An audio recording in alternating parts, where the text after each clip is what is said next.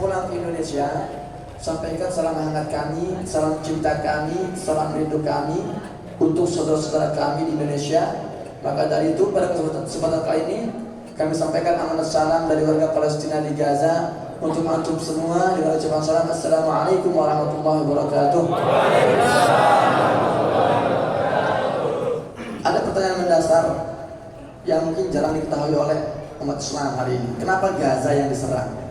Kenapa selalu Gaza? Padahal Palestina ini luasnya 78.000 km persegi.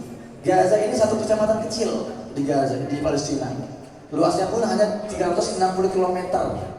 Itu setengah kota Padang, itu kecil sekali. Suatu hari seorang wartawan bertanya pada David Ben-Gurion, Perdana Menteri pertama Israel. Wahai Bapak Perdana Menteri, kami melihat dari hari ke hari, dari waktu ke waktu kok batas Israel ini terus meluas, melebar, membesar. Itu di mana sih ujungnya? Dengan enteng si David Ben-Gurion mengatakan batas wilayah negara Israel itu adalah sejauh yang bisa dijangkau oleh tentara kami. Itu ambisi mereka. Mereka tidak pernah berambisi yang menguasai Palestina. Jadi kalau tentara mereka bisa menjangkau Saudi Arabia, habis itu dijajah, menjangkau Mesir, Irak, Yordan, Kuwait, Qatar. Tapi bertahun-tahun Zionis tidak bisa melangkah lebih jauh karena mereka terbentur satu batu yang sangat kokoh yang bernama Gaza. Mereka terbentur satu kekuatan yang keras kepala yang tidak bisa ditundukkan bernama Gaza. Maka tidak salah, tidak berlebihan kalau kita katakan bahwa Gaza hari ini adalah benteng terakhir umat Islam dan kita semua sedang menjadi orang-orang yang dipertahankan oleh mereka. Itulah Gaza. 2011 saya tiba di Gaza. 2012 itu pertama kali saya merasakan bombardir di Gaza. Jadi sejak 2008 itu serangan pertama Israel ke Gaza.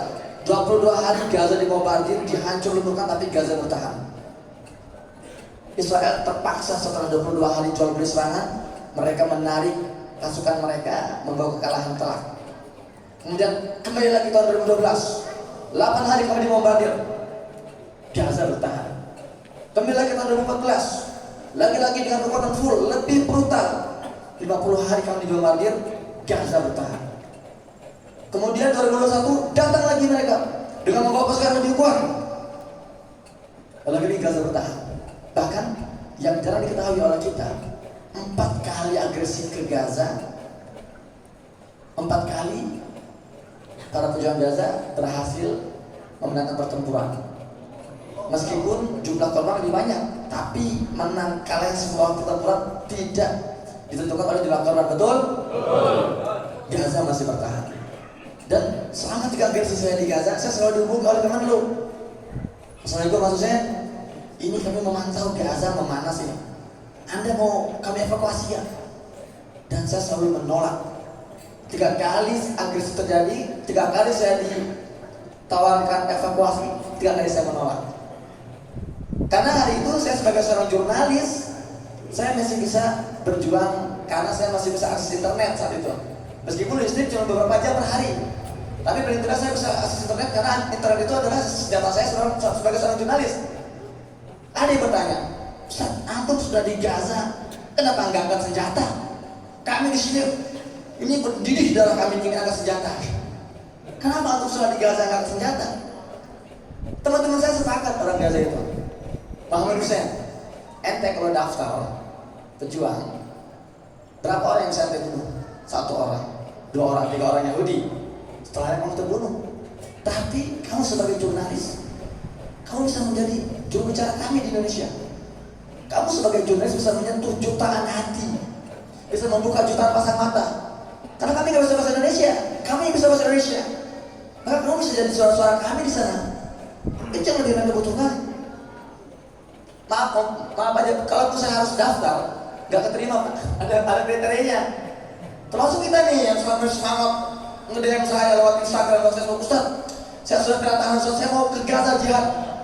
Saya tanya, antum bisa bahasa Arab nggak? Nggak bisa, Ustaz. Nanti mau nerima komando dari Abu Ubaidah pakai bahasa Arab. Ya ada jadi beban. Ya, Saya mau kasih satu hoax yang banyak beredar di kita. Katanya kalau mau jadi pejuang Al-Qassam itu harus hafal 30 juz, betul ya? Itu hoax. Boleh 5 juz boleh, 7 juz boleh, 2 juz boleh. Tapi ntar ketika pertempuran, area itu ditentukan oleh sebanyak apa hafalan kita gitu. Tapi ada satu persyaratan yang ini nggak boleh dilanggar. Kalau kalian punya hafalan 36 juz sekalipun, kalau kalian melanggar ini nggak akan bisa gabung. Apa itu? Merokok. Mohon ini serius nih. Saya 20 tahun di Gaza, nggak ada satu pejuang tuh yang merokok itu khatul ahmar bagi mereka, itu garis merah. Karena bagi mereka, rokok ini perkara perang lawan hawa nafsu. Kalau hawa nafsu nggak bisa menang, jangan harap perang di depan tembak itu. Don't kata kalian itu, gitu kata perang kata mereka. Maka saya 3 kali agresif, 3 kali bertahan. Tapi kali ini 7 Oktober 2023, untuk pertama kalinya dalam 50 tahun Israel mendeklarasikan perang. Tapi bukan perang lawan negara, perang lawan kecamatan. Dan Israel tahu kali ini mereka pasti gagal lagi seperti yang udah. Meskipun mereka punya 640.000 tentara aktif, tuh Israel tuh. Indonesia yang sebesar ini, saya lihat di Google itu cuma punya 450.000 tentara aktif. Israel yang cuma berapa juta, punya 160.000. Mereka tahu dengan jumlah tentara itu, dengan teknologi mutasi yang mereka miliki, nggak mungkin mereka bisa menang. Maka mereka dengan nggak tahu malu kali ini mengemis-ngemis ke Amerika, Inggris, Jerman, dan 24 negara Eropa, mengemis-ngemis bantuan militer. Nggak tahu malu mereka. Hanya dikirimin juga oleh Amerika Inggris puluhan pesawat kapal hidup dengan lengkap bersama Navy-nya, dengan tentaranya, dengan teknologi militernya. Jadi sudah 4 bulan Gaza ini dikeroyok oleh 3 negara adidaya, Inggris, Amerika, Israel dengan kekuatan penuh, plus didukung oleh 24 negara-negara Eropa. Gaza tidak juga tunduk sampai hari ini, Masya Allah. Takbir! Saya ingin kasih sedikit gambaran seberapa kuatnya Gaza. Hiroshima itu tahun 45 diserbu oleh Amerika dan sekutu-kutunya, dijatuhi bom bahan peledak sebesar 15.000 ton. Hitungan hari nyerah mereka, angkat bendera putih. Tapi Gaza sudah 4 bulan, lebih dari 70.000 ton jatuh ke Gaza hari ini. Gaza bertahan. Ini gak logis ini, betul, emang gak logis. Maka saya katakan, kalau kita mau membicarakan Gaza, jangan terlalu sombong hanya mengandalkan akal dan logika, nggak akan nyambung. Kita kalau mau menganalisa Gaza, jangan terlalu angkuh hanya mengandalkan rasionalitas kita, nggak akan nyampe. Serius itu. Ada satu tokoh di Indonesia, jemaahnya banyak. Dia apa sih, pendakwah. Dia berusaha menganalisa Gaza dengan logika. Dia bilang apa? Israel dengan segala kehebatannya, dengan backup militer dari luar negeri yang nggak terbatas, masa nggak bisa ngalahin kelompok kecil bernama Hamas ini? Akhirnya dia menyimpulkan, karena dia nggak bisa mencerna dengan logika. Akhirnya dia menyimpulkan bahwa oh ternyata Hamas ini adalah buatan Yahudi. Ada yang ngomong itu? Ya. Kemudian ada yang juga Hamas ini Rafidhah. Ada yang ngomong itu? Ya. Orang ini ke Gaza nggak pernah, ketemu orang Hamas nggak pernah, dengan mudah menuduh Hamas orang kafir. Rafidhah itu orang kafir katanya. Ini ngeri banget itu. Maka saya katakan kalau bicara Gaza jangan bicara logika. Kalau mau bicara Gaza, pakai kacamata iman, baru nyambung. Kalau mau analisa Gaza, pakai dengan sudut pandang Al-Quran, baru nyampe di situ. Karena saya langsung melihat Gaza itu seperti apa itu. Mereka memang tidak, bahkan Taufan Al-Aqsa ini tidak mereka lancarkan karena taktik logika mereka, enggak. Al-Quran ada saja itu. Akhirnya kali ini memang mereka mengumumkan perang, tapi ternyata bukan perang. Yang saya lihat di lapangan ini genosida. Yang ditarget ini benar-benar anak-anak wanita. Hari ini sudah hampir 13.000 anak-anak terbunuh dalam waktu 4 bulan. 8.000 wanita. Jurnalis teman-teman saya 125 jurnalis dibunuh sejauh ini. Medis 400, dokter, perawat, kemudian juga ambulan habis, masjid-masjid, kampus-kampus. 90 akademisi dan ternyata para profesor, puluhan profesor dibantai bersama keluarganya. Genosida. Maka karena dari pertama listrik dicabut, kemudian internet diputus. Saya sebagai seorang jurnalis, itu senjata saya bilang. Akhirnya saya menerima tawaran. Oke, baik, kali ini Kemenlu himbaunya lebih keras. Maksud saya, antum harus evakuasi sementara, bukan kabur tapi mundur, menyusun langkah, menyusun strategi. Saya terima. Tapi evakuasi dari Gaza ini gak seperti evakuasi dari Yaman ke Indonesia. Ada sih yang dari Yaman ke Indonesia, evakuasi gampang gitu. Kalau di Gaza ini saya harus, untuk sampai ke perbatasan, saya harus bawa anak-anak sama istri saya melalui satu jalan namanya Jalan Salahuddin. Ini jalur kematian ini. Itu saya videoin bangkai mobil-mobil yang hancur di jalan-jalan itu. Bayangkan saya harus melewati itu semua sementara drone di atas kepala saya, pesawat bawah, jet tempur, bombardir. Sampai perbatasan itu saya nunggu dari jam 8 pagi, jam 9 sampai jam 4 sore. Anak saya kelaparan, kehausan. Ternyata apa? Nggak boleh lewat. Saya pulang lagi, saya balik ke rumah saya. Nggak beberapa hari kemudian Kemenlu telepon lagi. Terus saya, kita sudah koordinasi, insya Allah mau lewat. Anda lewat sekeluarga, berangkat lagi ke perbatasan, gagal lagi. 4 kali saya gagal, berkali. 35 hari saya terjebak. Akhirnya tanggal 12 November dengan izin Allah saya berhasil keluar. 14 November saya take off dari Bandara Kairo ke Jakarta. 15 November saya landing, mendarat. Ketika landing, HP saya bunyi tung. Ratusan, puluhan pesan WhatsApp masuk saya. Dan ternyata kakak saya, dia tulis gini, Sen, kamu ini baru pulang dari Gaza, baru keluar dari medan perang, konflik berdarah. Ini sudah banyak wartawan, televisi, radio, mereka ngantri mau wawancara, sudah banyak podcast, masjid-masjid minta kamu datang. Tapi kami sudah sepakat kamu istirahat dulu 3 hari. Ketika saya baca kata-kata istirahat, geleng-geleng kepala. Saya bilang, berani-beraninya saya istirahat sekarang, sementara keluarga saya di Gaza dibombardir, dibunuh, dan mereka tidak kasih waktu istirahat. Siapa saya berani-berani untuk istirahat, sementara teman-teman saya dibantai, dihujani bom, dan mereka nggak istirahat. Saya nggak istirahat. Terima semuanya. Saya pulang ke Indonesia bukan untuk istirahat, bukan healing, tapi untuk melanjutkan perjalanan saya. Maka saya sampai saat ini alhamdulillah, sejak itu saya langsung roadshow Jawa Tengah, Jawa Timur, Jawa Barat, kemudian ke Palembang, Bengkulu, ke Padang, terakhir ke Riau.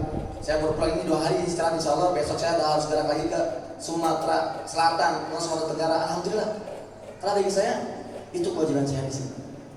Nah, maka saya ingin mengingatkan pada malam hari ini bahwa sudah 130 hari pembantaian berlanjut.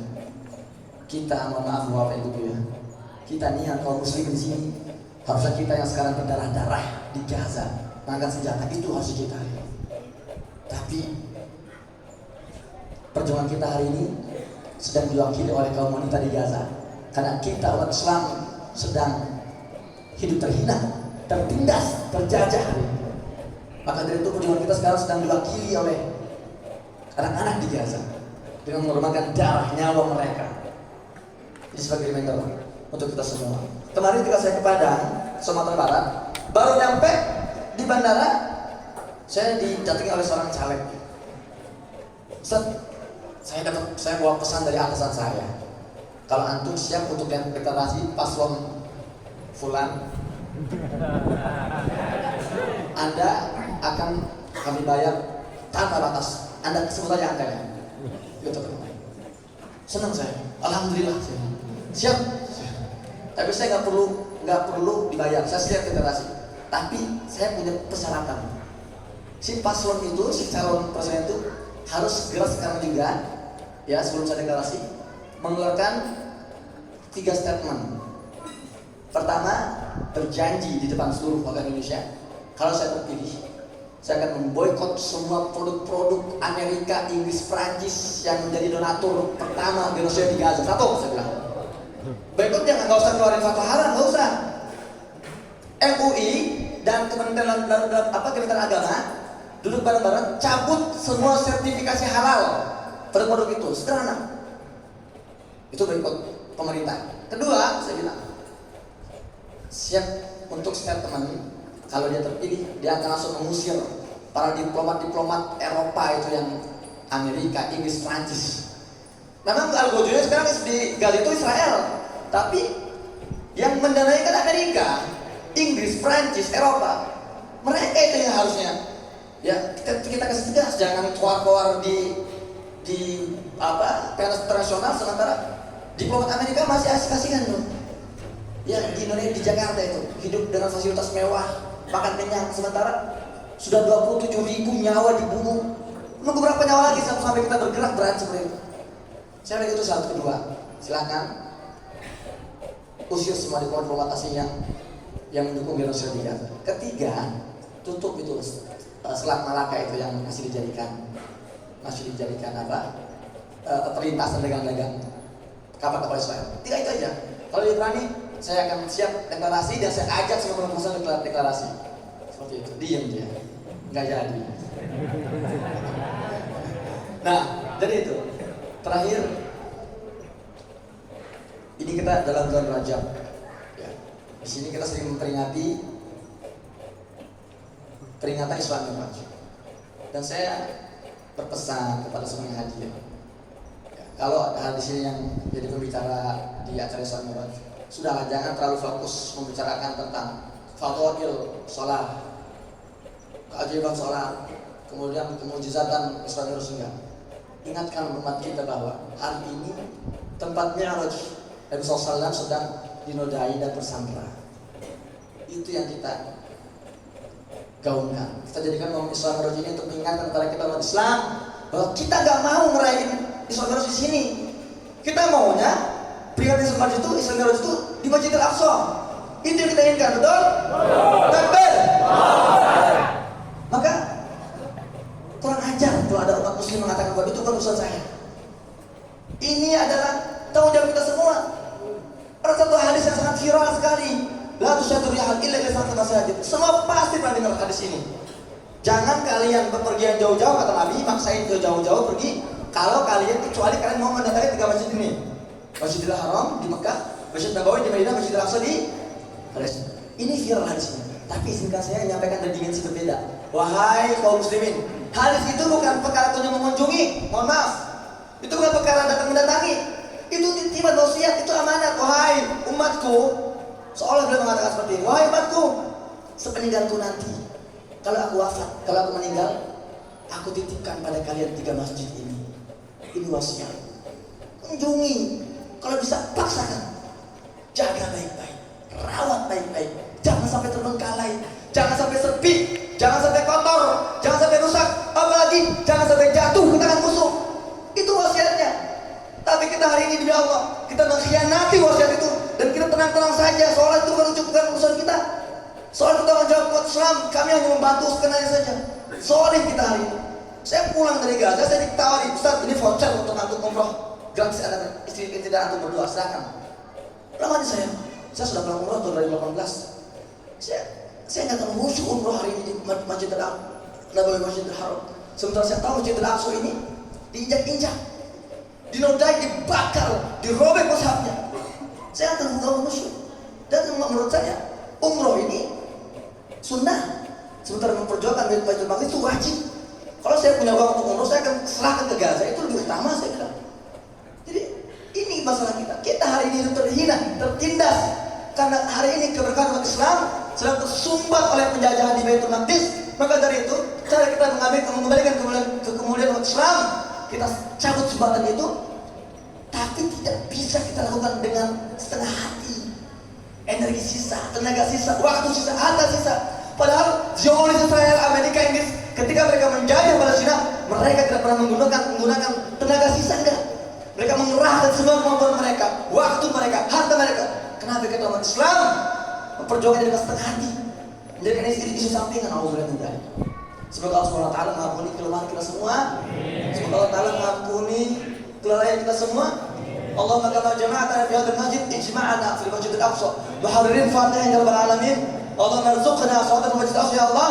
Ya Allahumma hadir dengan masjidil aqsa ya Allah. Ya Allah, sebagaimana Engkau kumpulkan kami di masjid ini, kumpulkanlah kami di Masjidil Aqsa dalam waktu dekat, sangat dekat ya Allah. Sebagai orang yang membebaskan Baitul Maqdis ya Allah. Ya Allah, bebaskanlah Masjidil Aqsa melalui tangan kami ya Allah Rabbal Alamin. Demikian akhir qali hada.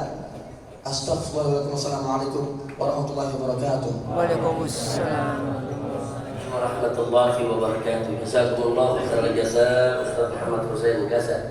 Terima kasih atas sambutannya.